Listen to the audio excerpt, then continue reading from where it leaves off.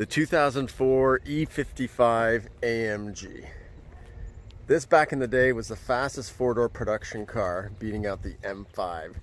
It was just north of $80,000 back then, and now the newest models, which would be the E63s, they are up to $130,000 plus. So this was a bargain, I guess, back in the day. But today you can buy one of these used, typically about 120,000 miles, for about $12,000 to $15,000. Maybe a little bit more if it's in good shape like this one. But that to me is crazy because I bought this brand new. So 469 horsepower. What Mercedes did is they down-tuned it. So this engine is one of the most robust bulletproof engines AMG made because they didn't put all these electronics on it. So with this engine, you can do some tuning, and that's what I'd like to share with you today on how not only if you buy one of these or already have one like me that you paid a pretty penny, now's the time that you can boost the horsepower easily up over 600 horses for under $2,000. So let's get into it. All right, so if we're talking horsepower, we got to start by looking at the engine. There she is, the AMG supercharged, not turbo, and that's key. You see that green belt there? That's aftermarket, and that's where my story begins.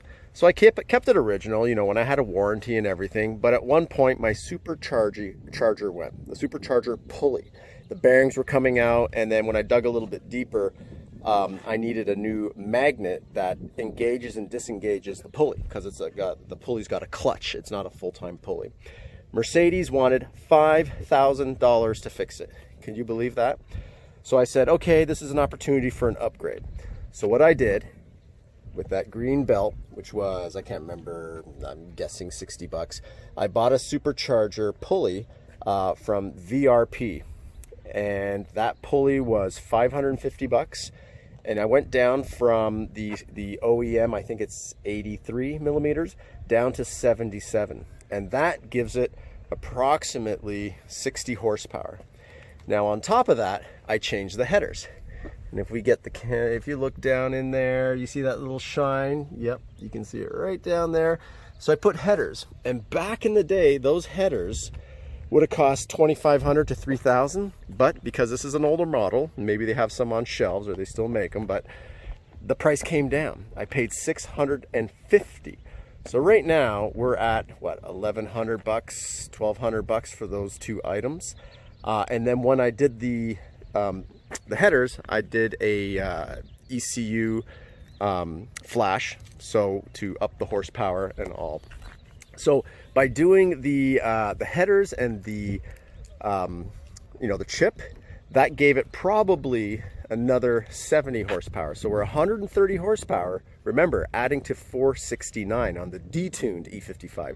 The SL and the S55s, those had 493. So already over 600 horsepower. And then I changed the back boxes here.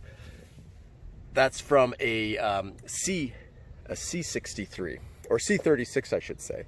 So around the same, it's got to be a specific year. So I changed those. I don't know if that gave me much. I did that more for the sound. And then obviously when you do the headers, you are getting rid of your catalytic converters. So this is cat-free. And also why you want to have it chipped, because if you're in a highly controlled emission state, you want to make sure you can pass smog. So what do you say we crank it over and give those back boxes a listen?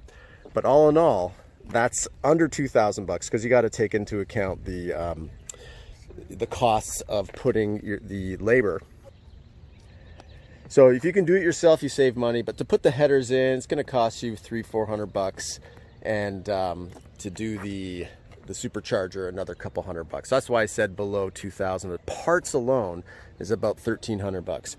So that's the best bang for the buck for horsepower. If you're talking 2,000 horsepower to pick up about 140 horsepower, that is cheap. That's I'm just doing some mental math right now. That's what, like 14 bucks a horse? 14 bucks a horse. That's crazy. Take a new Porsche Turbo and calculate the horsepower times the cost of the car, right? So pound for pound, dollar for dollar, one of the most powerful cars and incredible sounding. On our way driving here, someone actually rolled down the window in a four-banger, and we're like, oh, what happened to her? Is something happened to our car? And he says, that sounds great. So let's give her a crank. And those headers are Kleeman. That's hence the Kleeman sticker back there. Hold on.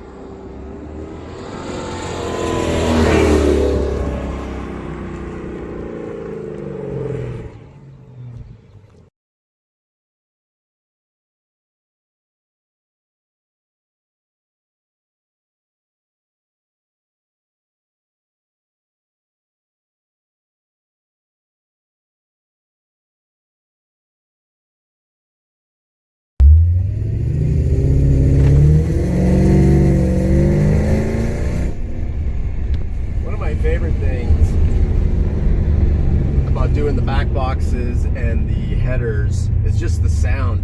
The car was already, the E55 is already super fast. 469 horses is massive, but it always lacked that sound. It had the E55 sound, but I wanted more, and it seems perfect. Some people take out their resonators, so let's give it a listen here.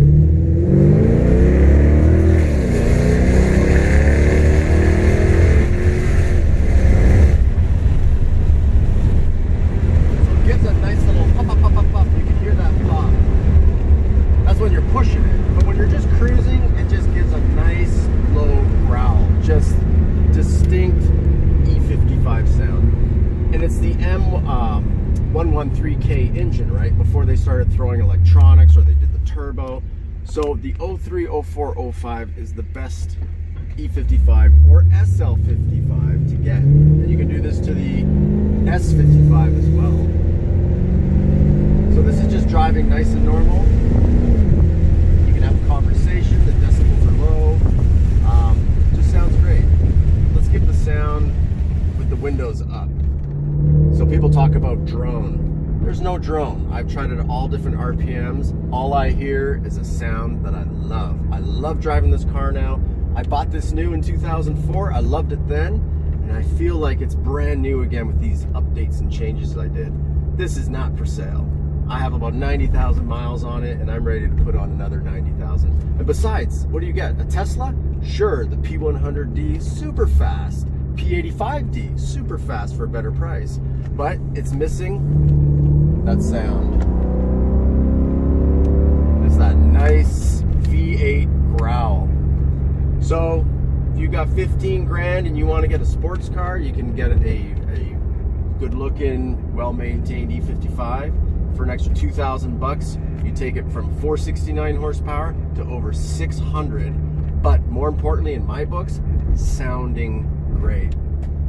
So in my opinion, as biased as it can be, E55, amazing machine, and the price right now has come down, but I think tuners, guys that like their cars and want to upgrade the horsepower, the prices are gonna start going up when people realize the AMG and just how bulletproof that engine is. Of course, you could do for more horsepower, which I kind of stopped there because then you got cooling issues. You know, as you start going down that rabbit hole of more and more horsepower, there's more things you got to do. But so I stopped there, and I'm super happy with it. But you could go to a smaller pulley, get 100 horsepower out of your supercharger pulley. So there's many other things, but for me, bang for the buck, hands down, 600 horsepower and sounding like this, I love it. And the design of the E55, timeless, still looks great. So thanks for tuning in. Go get yourself an E55 and start loving life.